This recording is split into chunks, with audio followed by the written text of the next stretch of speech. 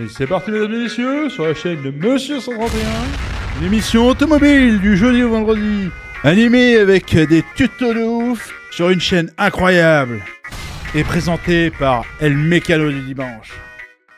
Salut, bon aujourd'hui je vais te faire un vlog, alors démarrage du garage, j'ai changé un peu des trucs, là je vais te montrer, donc je te montre. Donc, on a inversé les deux voitures, tu vois là c'était l'emplacement de la Ritmo, qui était là, donc j'ai mis la Lancia. Là j'ai mis la Ritmo là-bas, donc elle est au fond là-bas. Donc on va intervenir sur la Ritmo pour faire ce que je te disais l'autre jour, le jeu qu'on a dans la direction. En fait dans la direction je t'avais dit, j'étais allé au Castellet, et au Castellet, quand j'étais revenu, j'ai eu un jeu dans la barre de direction, ça faisait un clac-clac. Je me demandais ce que c'était, donc là on va regarder aujourd'hui, d'où ça vient. Là je voulais te montrer par rapport à l'ancien. Je voulais te montrer par rapport à ça. Regarde. Tu vois, c'est des disques comme ça que je vais mettre sur la 131 en fait. Donc là on l'a déplacé. Elle, je vais finir le mois prochain. Le mois prochain, je vais finir comment ça s'appelle tout ce qui est faisceau de lumière. Et peut-être que je vais la préparer pour la mise en peinture pour juillet-août. Pour l'instant, c'est en prévision. J'attends de voir. Je suis pas encore prêt à passer l'étape peinture d'une voiture, mais j'en peux plus de l'avoir comme ça en fait. Voilà. Elle tourne, elle roule. Je veux absolument l'avoir fini. Voilà, j'ai tous les trains qui sont alignés à l'avant. D'ailleurs, j'ai fait mon réglage de train arrière. Tu vois, il est nickel et tout. Enfin, j'ai hâte que ça tourne. En plus, ça démarre au quart. Enfin, elle est prête à rôder, quoi. Donc ça, on va voir. Ça, sûrement, là, le plus gros travail que j'ai, c'est, tu vois, quand je l'avais stocké, j'ai un défaut de pavillon. Ça va être chiant à régler, mais bon, je vais y arriver, hein, comme toujours. On va se faire un tuto. Donc la Lancia, c'est pour juillet. Juillet, elle est peinte. Voilà. Moi, je veux qu'elle soit nickel. Et regarde cette gueule, en fait. Voilà. Mais là, regarde cette voiture. Moi, je trouve ça juste incroyable. Voiture championne du monde. Voilà, des défauts, hein, là, ici. J'ai pas mal de POC à régler. J'ai commandé des outils de carrosserie pour régler ça. J'aimerais bien faire du rattrapage à froid. Tu sais, je veux pas trop de mastic en fait. Donc je vais essayer de rattraper pas mal de bosses. Il y a beaucoup de bosses qui sont rattrapables. Tu vois, genre celle-là on peut la rattraper. Celle-là aussi. Parce que j'ai accès derrière. Tu vois, celle-là de boss, tu peux la rattraper. J'aimerais bien rattraper celle-là. Là, on avait changé la portière parce que mon père, un jour, il avait un petit coup de trop. Il sortait de mariage ou je sais plus quoi. Et il avait accroché le bas de la portière. Tu vois, il avait pris la portière chauffeur à cet endroit-là. Il avait pris le bas de la portière côté chauffeur à cet endroit-là. Et il avait arraché la portière arrière. Donc ça, je l'ai changé. J'en avais trouvé une d'occasion. L'aillon, bon bah... Pourquoi c'est pas son haillon? C'est parce que sur toutes les Lancia, si on regarde, tu vois, au niveau de là, sur toutes les Lancia, elles oxydent d'ici dû à la pince. Comment expliquer? En fait, tu sais, le tour de dégivrage du haillon, ils ont été obligés de gratter la peinture pour à l'époque, c'est comme ça que c'était fait, ils grattaient la peinture et ils mettaient une pince électrique pour faire la masse. Et en fait, cette pince électrique, vu qu'elle était grattée, elle oxydait avec le temps. Et du coup, tu avais beaucoup d'aillons qui étaient bouffés ici. Là. Celui-là, par chance, il n'est pas bouffé parce qu'en fait, je l'ai enlevé. J'ai démonté dedans. Comme là, si tu regardes dans les deltas, tu vois. Là, on avait démonté parce qu'on voulait savoir. Tu as beaucoup de deltas qui fendent ici. Tu vois, elle s'ouvre de là. En fait, tu as toute la suspension arrière qui s'ouvre. Et on avait démonté pour voir les deux côtés, en fait. Hop, dedans.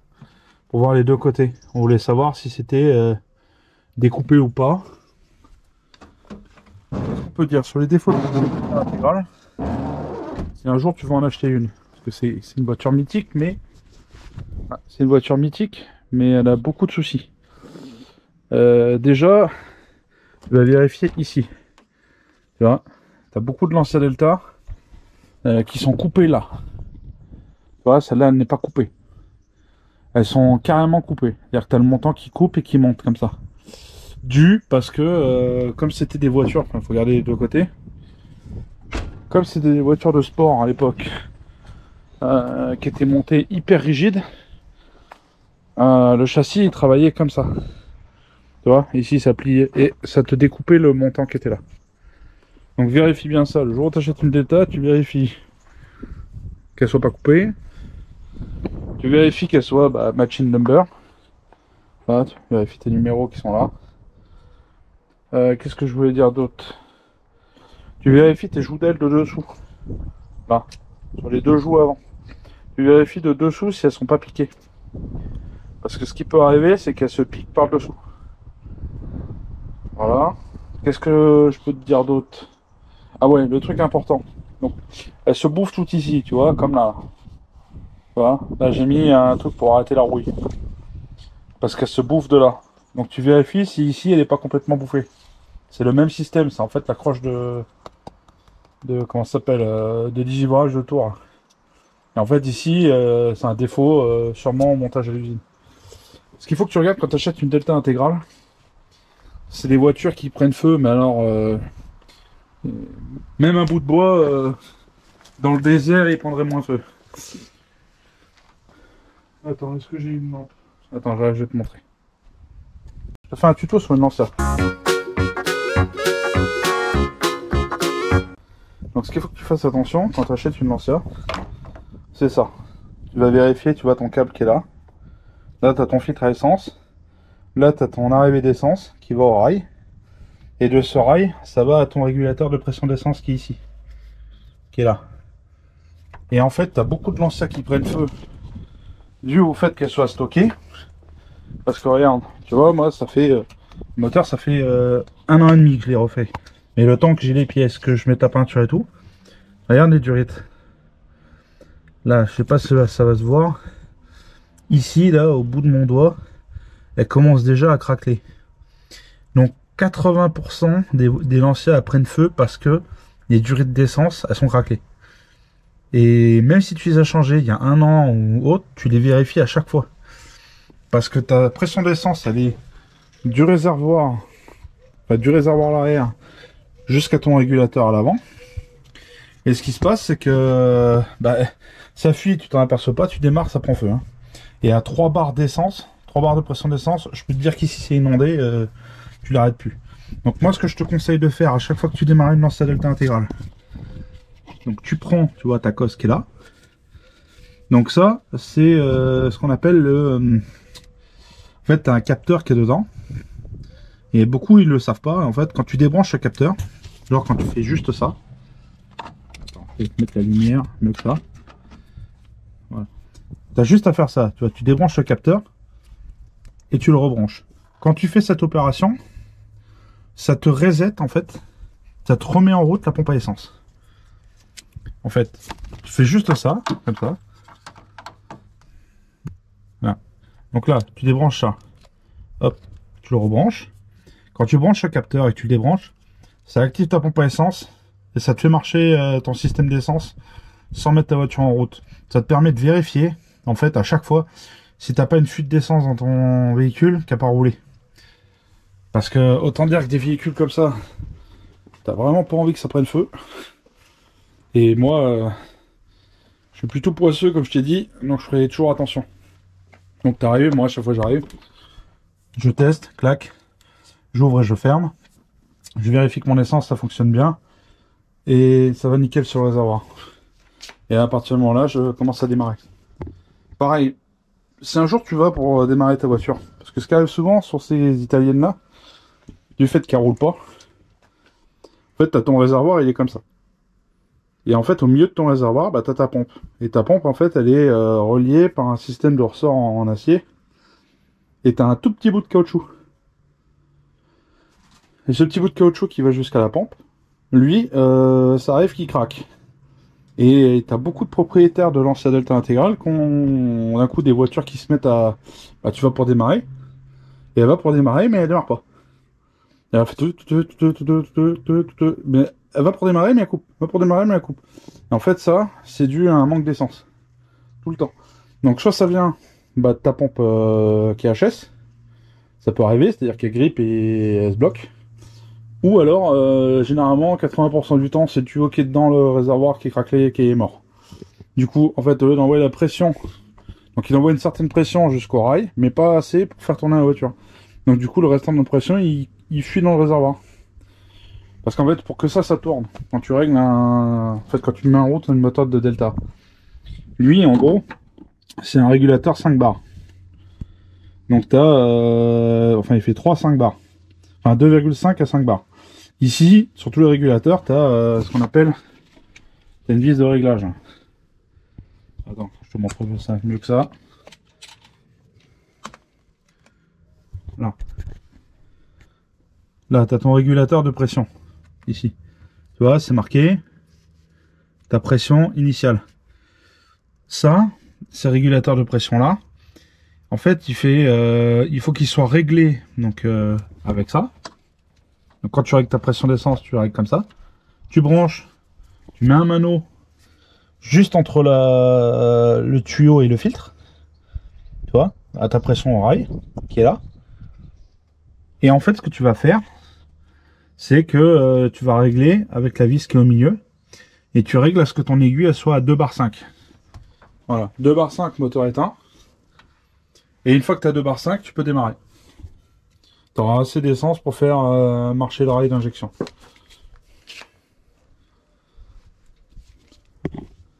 Après ça, sur une Lancia, bah, ça c'est ta vis de ralenti. Ici, bon là elle n'est pas réglée. Elle est réglée pour qu'elle tourne, mais il faut que je finisse de la régler. Quand tu arrives sur une Lancia Delta intégrale, le premier truc que tu vas vérifier. Si tu veux savoir si tu as de l'allumage, donc tu vas regarder, tu regardes ton aiguille en fait. Tu vas juste regarder l'aiguille. En fait, quand tu mets le contact, comme ça, regarde l'aiguille qui est ici. Filmer mieux que ça.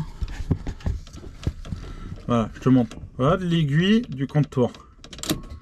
Si tu regardes, elle bouge légèrement. Tac. Ce que tu vois là, ça te permet de vérifier que tu as de l'allumage dans ton intégrale. Donc tu sais que l'allumage fonctionne. Maintenant, ce que tu vas faire, tu laisses le contact allumé.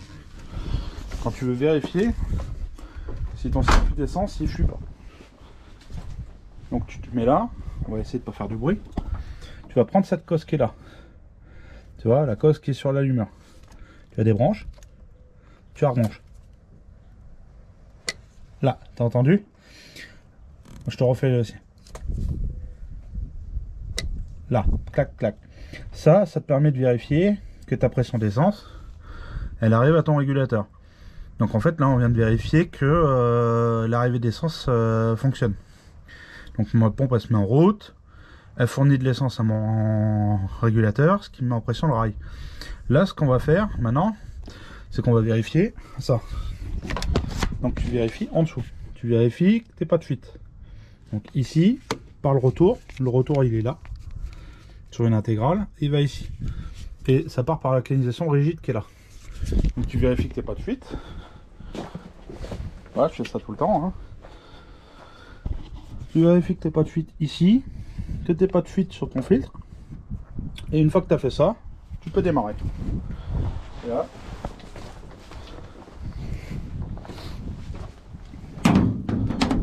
Hop là.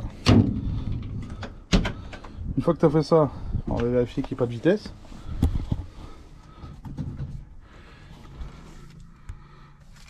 Regarde, une Delta n'a pas besoin d'accélérer pour démarrer. Elle doit démarrer toute seule.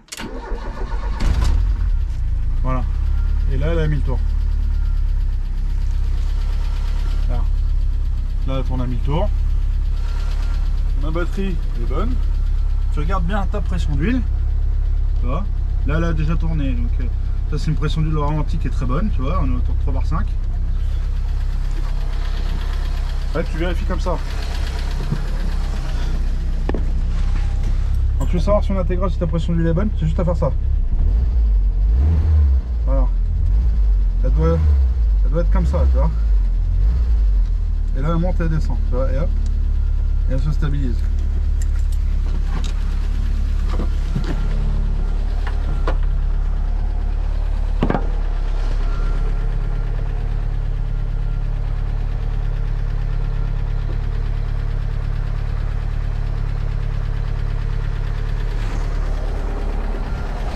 Donc là tu vois ton moteur tourne, là tu as ton accélérateur.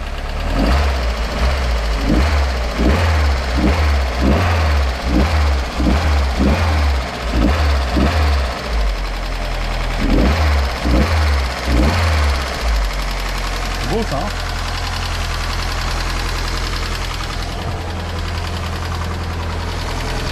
Ah, j'ai un réglage de pastille à faire sur celle-là. Une pastille qui claque un peu. Un poussoir qui m'a marqué.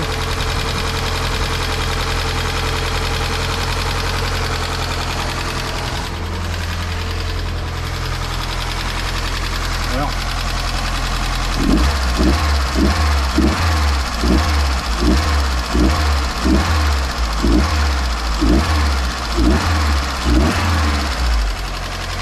T'as vu? Elle rattrape nickel alors.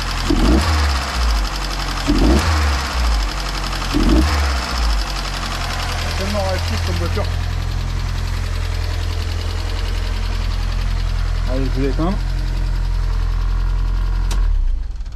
Et tu vois, ça doit pas galérer. En fait, une Delta, ça doit démarrer toujours au quart. Dès qu'elle a démarré, même tout le temps, t'arrives, tu mets contact, direct.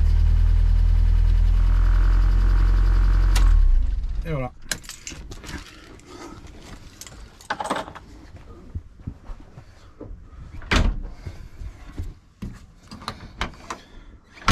C'est pour ça, vivement qu'elle soit peinte. Vivement qu'elle soit peinte, qu'on ait... Parce que là, elle fait un peu triste. Hein.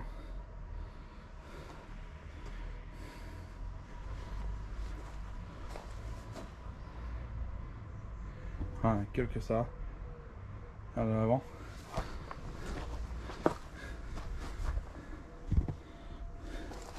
Ah, Rossomand de ça, 155. T'as vu, elle est encore bien. Hein. Peinture d'origine. Hein. Non, non. Si je frotte, j'arrive à la lustrer en fait. Peinture d'origine. Hein. Regarde, tu vois, là en bas, c'est le. C'est celle qu'elle a eu à l'usine. Elle n'a pas été repeinte de ce côté.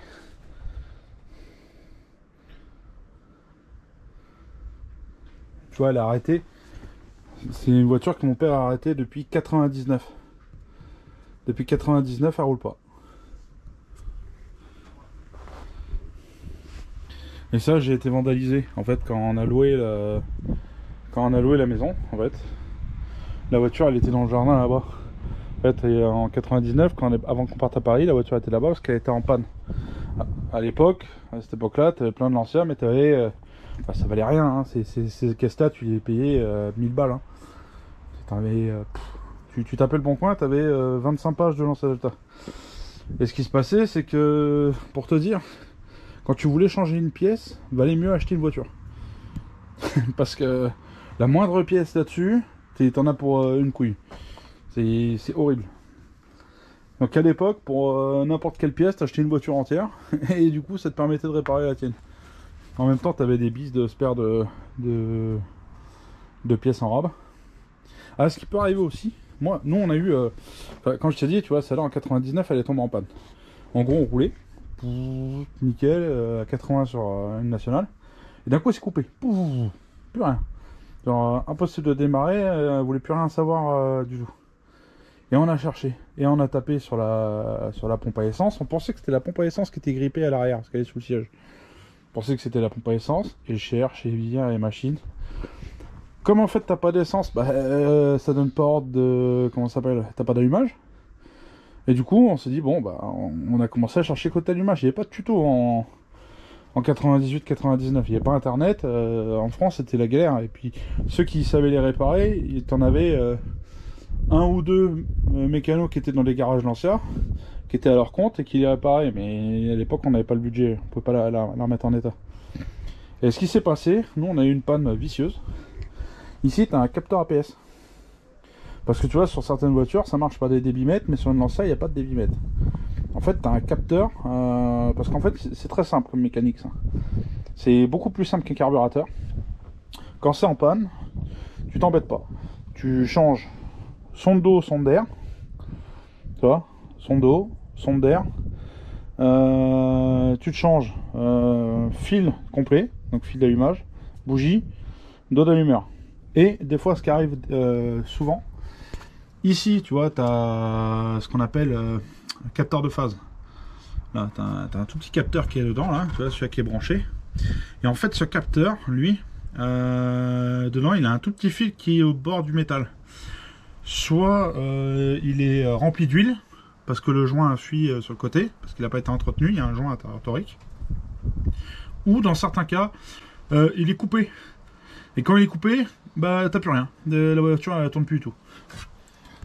Après, ce qui peut arriver, là par contre, ça c'est un peu la misère à changer. Mais t'as des amorces qui peuvent arriver. C'est-à-dire qu'en bas, voilà, je l'ai pas, mais il est dans la roue sous le moteur, t'as ce qu'on appelle le capteur PMH. Et sur cette voiture, le capteur PMH, attends, je vais te montrer.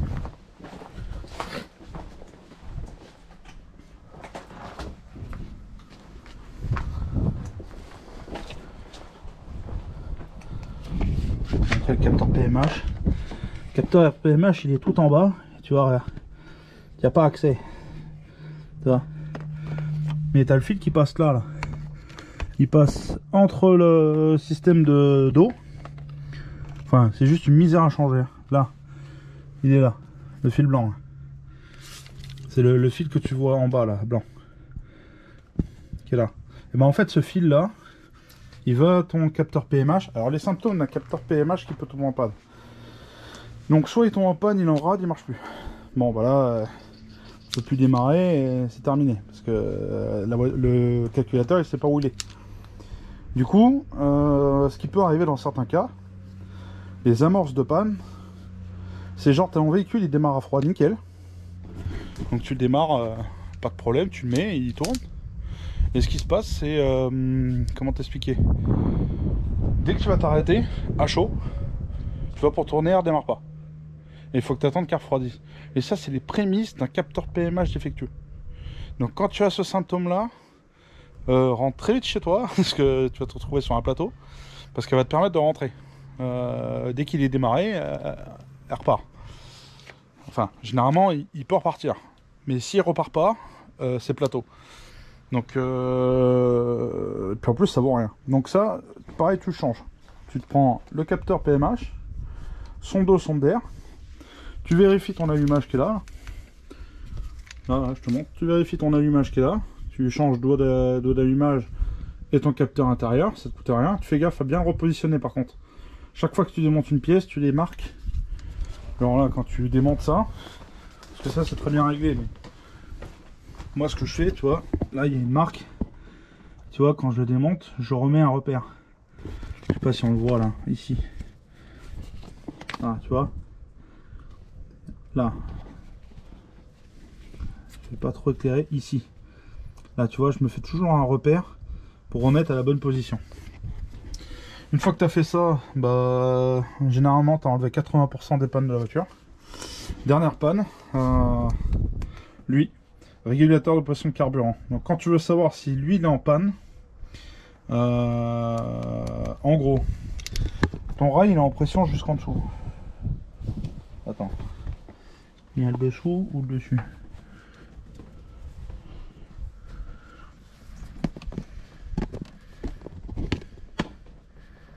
Voilà. En gros, ton rail il est en pression jusque là. Tu vois, ici. Donc là, tu as la pression de ton rail qui va de là à ta pompe à essence à l'arrière. Ici, ce que tu fais, c'est tu prends la durite qui est là. Donc la durite de retour, tu mets une pince. Tac. Tu pinces ton tuyau. Ce qui va faire, en fait, augmenter ta pression d'essence. Si tu pinces ton tuyau qu'elle démarre, c'est que c'est ton régulateur de pression de carburant qui est HS. Voilà. Ça, c'est un bon tuto qui va te dépanner. Donc, quand tu veux savoir si c'est ça qui est mort, tu pinces ton tuyau. Et bah, tu demandes à quelqu'un qui mette ta voiture en route, en fait, qui essaie de la démarrer. Si tu pinces ton tuyau et qu'elle redémarre nickel, c'est que c'est ton régulateur KHS. Si tu pinces ici et que tu n'as aucun changement et que ta voiture a fait comme si elle voulait pas démarrer, c'est que soit c'est ta sonde d'eau qui est complètement morte et du coup elle t'affiche comme s'il faisait 400 degrés, donc du coup t'as plus du tout d'enrichissement d'essence. Ou ce qui peut arriver, tu vérifies là, mais ça normalement ça t'empêche pas de démarrer. Tu prends le capteur de phase et tu vérifies les dépressions. Alors ça coûte rien, tu vois, tu t'achètes du tuyau comme ça et tu les changes tous les ans. Tu cherches pas à savoir, tu changes celle-là. T'en as qui vont en dessous et t'en as une qui va de ce capteur ici, là, juste derrière. Et en gros, tu le changes. Comme ça au moins ça te permet d'avoir une valeur nickel à chaque fois. Ça c'est l'expérience, hein, j'ai appris ça petit à petit. Et sinon, bah, la pompe elle est ici. Enfin, je vais pas intervenir dessous, mais elle est là. Ta pompe à essence, elle est là. Juste en bas.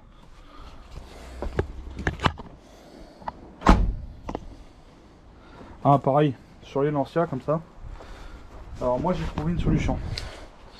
Sur les Lancia comme ça, tu as dessous, donc tu as ce qu'on appelle le réservoir.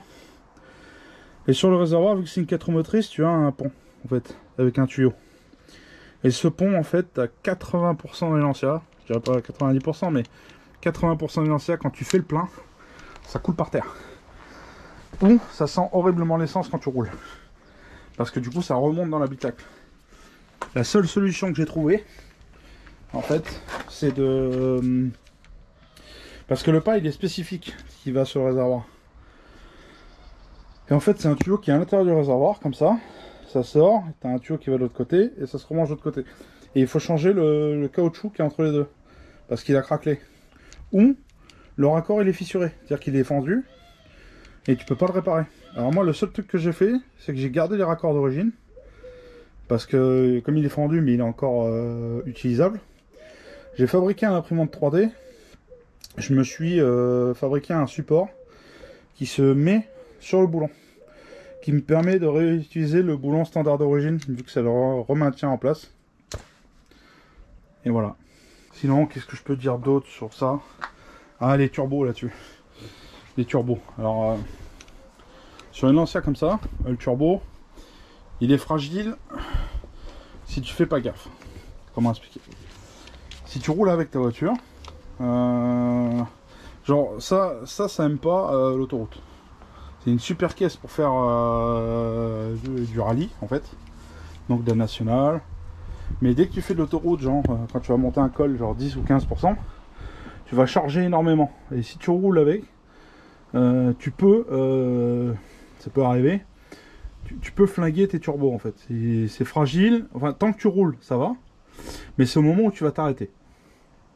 En fait, au moment où tu vas t'arrêter, il faut pas que tu vois que tu roules et que tu t'arrêtes. Parce que en gros, tu vois, à l'époque, Renault avait, pour éviter ce genre de panne, ils avaient mis ce qu'on appelle une pompe externe. C'est-à-dire une pompe à eau externe qui, le temps que la voiture, enfin tu avais un délai, tant que la voiture elle n'était pas froide, bah, la pompe elle se mettait en route et elle refroidissait ton turbo. Ça faisait circuler de l'eau dans ton turbo. C'est une pompe électrique. Sur les Lancia, t'as pas ça. Tant que le moteur tourne, ton circuit d'eau fonctionne, mais dès que tu coupes, il s'arrête. Ce que je te conseille de faire à chaque fois que tu t'arrêtes, c'est tu la laisses tourner entre 20 et 40 secondes. Déjà, ça va refroidir toute ta doublure d'échappement, parce que ça monte à quand même 800-900 degrés hein, là. Une fois que ça refroidit, ça va refroidir ton turbo, et là tu pourras t'arrêter dans de bonnes conditions. Et ne jamais accélérer pour l'éteindre. Voilà. C'est genre, tu arrives au ralenti, elle stagne au ralenti et tu l'éteins. Comme ça, direct. Pareil quand tu vas pour la démarrer. Quand tu vas pour la démarrer, tu as beaucoup de mecs qui accélèrent direct. Oui, mais ta pression d'huile, elle n'est pas arrivée. Il faut savoir que le turbo, c'est la dernière pièce qui est graissée sur ton moteur. Donc, ce que tu fais, c'est tu démarres et tu attends qu'elle tourne au ralenti. Et hop, ta pression d'huile va monter. T'as un petit laps de temps en fait où t'as pas assez de pression d'huile pour lubrifier tes pièces.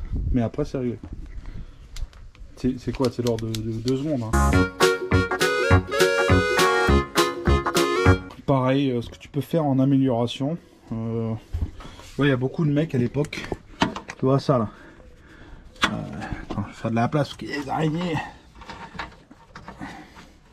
Ici là. Tu vois, je sais pas si on va le voir. Tu vois, là, tu as ce qu'on appelle la durite que tu vois là. Là. C'est la durite de lubrification du turbo. Donc, tu as le turbo qui est là. Et tu as ta durite qui est fixée sur ton collecteur d'échappement. Tu as beaucoup de mecs à l'époque. Me demande pas pourquoi. Ils mettaient des durites aviation là. Pour pas que la durite elle soit fixée au collecteur. Mais d'origine, la durite, elle va très très bien. Hein. C'est une bonne durite. Sauf qu'en fait, Lancia, comme certaines Lancia vont dans des pays ce qu'on appelle froid, pour chauffer l'huile, ta durée d'huile, elle est fixée sur ton collecteur. Sauf que ton collecteur, quand il chauffe, lui, quand il rayonne, il te cuit l'huile qui est au niveau du montant. Parce qu'en fait, il est juste vissé comme ça. Mais il est juste vissé comme ça, tu vois. Là, tu as un boulon et là, tu as ton tuyau. Et en fait, la température, elle passe, elle te cuit l'huile ici.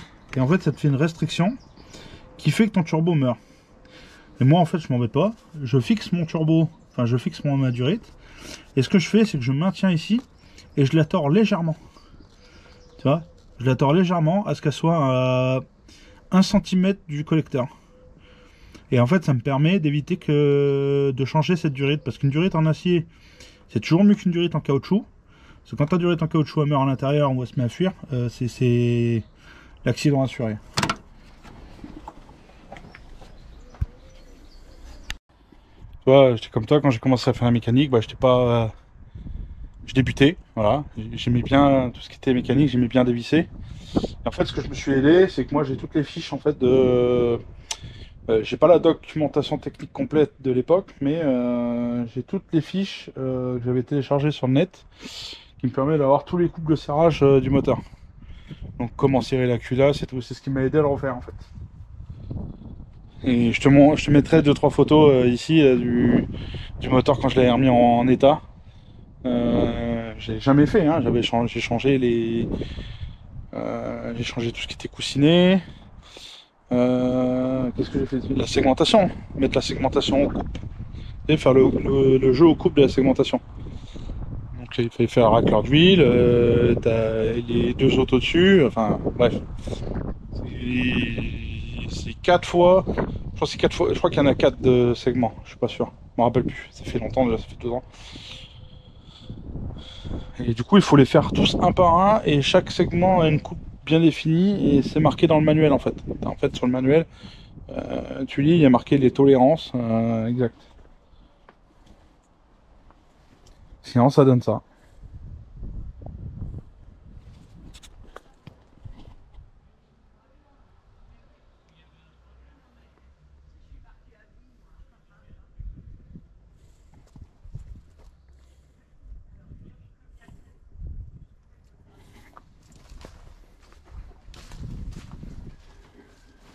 Bon, elle est pas en meilleure de sa forme, hein.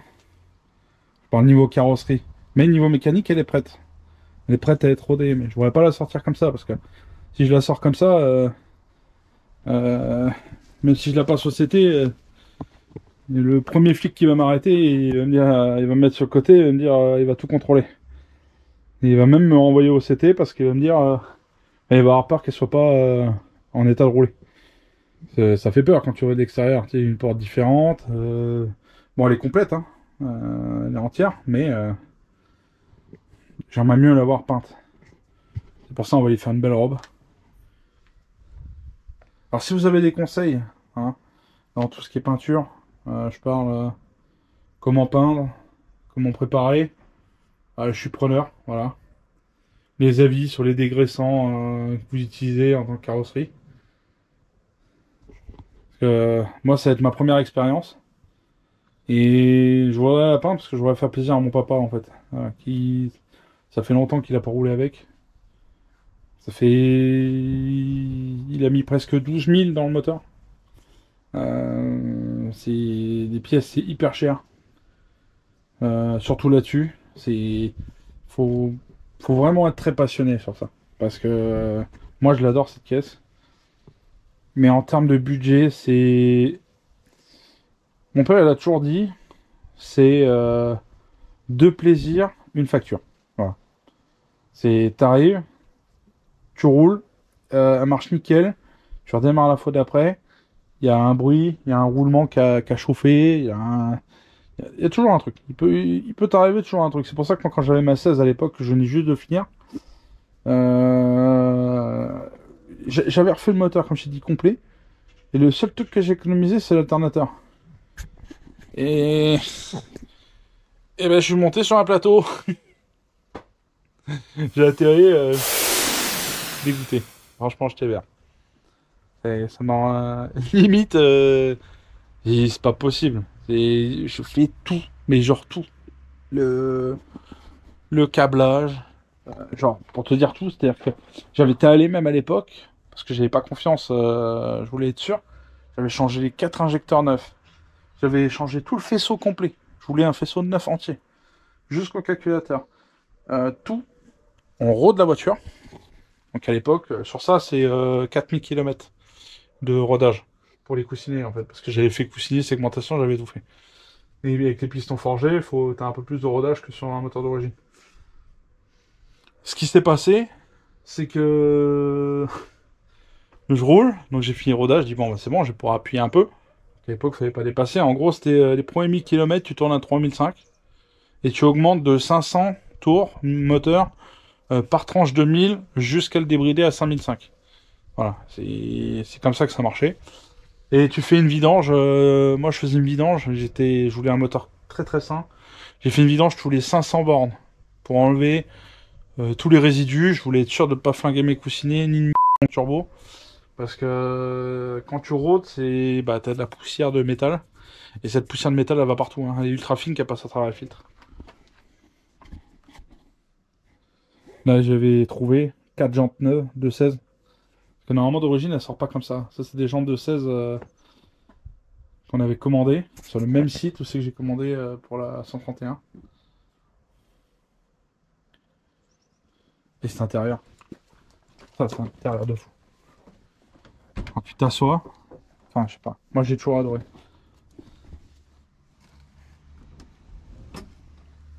Voilà, c'est une moquette, hein, elle est dans l'autre voiture. Regarde. Ça, c'est un intérieur de fou. Pour te dire, pour l'époque en 82, enfin, non, pas en 82. Ça, c'est sorti en 88. En 88, tu avais déjà mano de pression d'huile, température d'huile. C'est déjà beaucoup, hein. Ici, tu avais tout. Donc, contrôle des plaquettes. Je sais plus c'est quoi. Enfin, tu avais plein de contrôles. Tu vois, huile, eau, température. Température d'huile, niveau d'huile, voyant de batterie. Et je crois que ça, c'est des... Je suis pas sûr, je crois que c'est témoin de plaquettes. Je me rappelle plus. Et je crois que c'est un des deux, c'est un témoin de plaquette et l'autre, c'est une anomalie. Enfin, bref. Déjà pour l'époque. Tu avais de contrôle ici de toutes les portes. Donc là, tu as des capteurs en fait dans chaque porte, tu vois, qui est là. Et en fait, tu pouvais savoir si tu avais ta porte arrière qui était ouverte. Je te rappelle qu'à l'époque, tu avais des Renault 5 de 40 chevaux qui roulaient. Hein. Ça en faisait 180. Hein. Autant dire que c'était un missile. Hein. C'est l'équivalent. En fait, aujourd'hui, ça, à l'époque, c'est l'équivalent d'une RS6 par rapport à nos modèles d'aujourd'hui. Ici, tu avais un truc. Ah ouais. Ça, c'est le gadget ultime. Ça, c'est la pendule de plafonnier. Donc, c'est ce qui va là, ici. Sur la pendule de plafonnier, il y a un chrono. C'est pour faire la course, en fait. C'est genre, tu prends, tu règles ton chrono et tu vas... Bah, tu fais chrono dans ta spéciale, en fait. Voiture de course, en fait. Hein. Ici, tu as une instrumentation complète. Alors, je mets là, pour pas perdre mes fiches. Hop. Ici, tu avais déjà d'origine tout ce qui était feu et tout ça. Ici, tu as un voyant qui est là, là. Attends, je sais plus où il est. Je vais te dire ça. quand tu mets le contact, ah ouais, j'ai coupé. T'as un voyant d'overboost. Parce qu'il faut savoir que sur ce modèle-là, tu as ce qu'on appelle, donc ton turbo, il va charger jusqu'à une certaine pression, donc mécanique réglée. Et quand tu fais un à-coup à la pédale, le papillon, il détecte que tu as accéléré, et du coup, il te met le turbo sans contrôle. C'est ce qu'on appelle un overboost qui se déclenche à un certain régime moteur en fait. Donc là c'était quand même... En fait à chaque fois que tu mettais pied dedans et que tu mettais l'overboost, je te jure quand tu doublais t'avais l'impression d'être catapulté en fait. C'est pour ça qu'on disait toujours que ces voitures c'était des on-off. C'est genre tu mets la vitesse et... Vous voyez, hein, ça boit... Ça par contre ça boit. Hein. Ça c'est autour de 25 litres au 100. Hein. Autant dire que, pour t'expliquer, quand je prends donc, un aller-retour Toulon-Marseille, si t'as pas plus du quart de réservoir, tu le fais pas. T'es en réserve. Moi, je suis parti de chez moi. Voilà, je suis parti de chez moi, je suis allé à Marseille, j'ai fait quoi? Il y a 35 km aller-retour. 35 km, un quart d'essence, tu reviens pas. On a déjaugé, et il faut pas déjauger là, tu vois. On a déjaugé sur la 16, enfin l'autre qu'on avait par moment, on avait une 16 comme ça là. On a déjaugé juste avant d'arriver à la station de service, dans la montée. Allez, ça boit. Hein. Ça, pour te dire, à l'époque, elle était à combien l'essence? Je crois qu'elle était à 1,20. 1,20 ou 1,30. Quand j'avais ma 16. Quand j'ai acheté la 131, j'ai vendu ma 16 en fait. Et en fait, ma 16 soupape, pour te dire, j'habitais en Seine-et-Marne. Donc, j'étais à Tournan-en-Brie en Seine-et-Marne. Et en fait, j'ai fait la Seine-et-Marne, Marseille, Cuneo, donc en Italie. Cuneo, on avait fait une balade avec des copains. Cuneo, Marseille. Marseille, Paris. 750 € d'essence. Voilà. Tu peux faire le calcul, je crois qu'il y a 700 km. Je crois que j'ai fait 1400 km aller-retour pour aller de Tournan-en-Brie à Marseille. Donc déjà, 1400. Et 1400, enfin tu rajoutes Marseille-Cuneo, je sais pas combien il y a, peut-être 800 aller-retour je crois. Je suis pas sûr. Il faudrait que je vérifie sur la carte. Je le marquerai sur un côté. Enfin, déjà à l'époque ça m'avait coûté 750 balles d'essence hors péage. Bon après j'avais un peu le pied lourd à l'époque. Ça faut pas le dire. Hein. Vous le dites pas à papa. Hein. Ah, j'avais le pied lourd et puis ça marchait bien. Puis là il a mis des gros freins. Il a mis les ressorts courts moins 3 cm à l'arrière. Voilà. Dans cet état. Vivement qu'elle roule. Et je te ferai partager ça. La remise en peinture. Et la préparation. Et je te ferai d'autres tutos quand je serai dessus, en fait. Pour te dépanner. Voilà, je te ferai des tutos assez simples. Moi à l'époque, je savais pas. Enfin, je réparais, mais j'étais pas. J'avais comme toi, hein, tu vois, ma vidange, mon truc, ça s'arrêtait là. Là-dessus, j'ai quand même step up. J'ai démonté tous les cardans, on a changé tous les soufflets parce que là-dessus, t'en as 8. T'avais 4 cardans, 4 demi-cardans en fait, plus le pont central. Hein, le cardan au pont central, je sais pas comment on appelle ça, ce qui relie le transfert avant au pont arrière. Et j'ai changé des roulements de croisillon. 25 ans sans tourner, hein, donc on n'avait pas le choix. Mais là, tout est neuf, mais voilà. Vivement la peinture.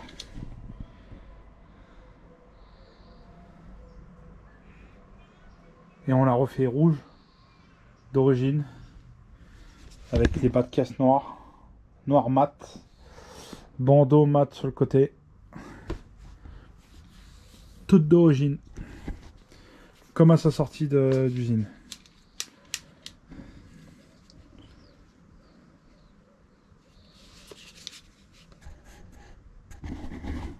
Allez, je te laisse là. Bye bye.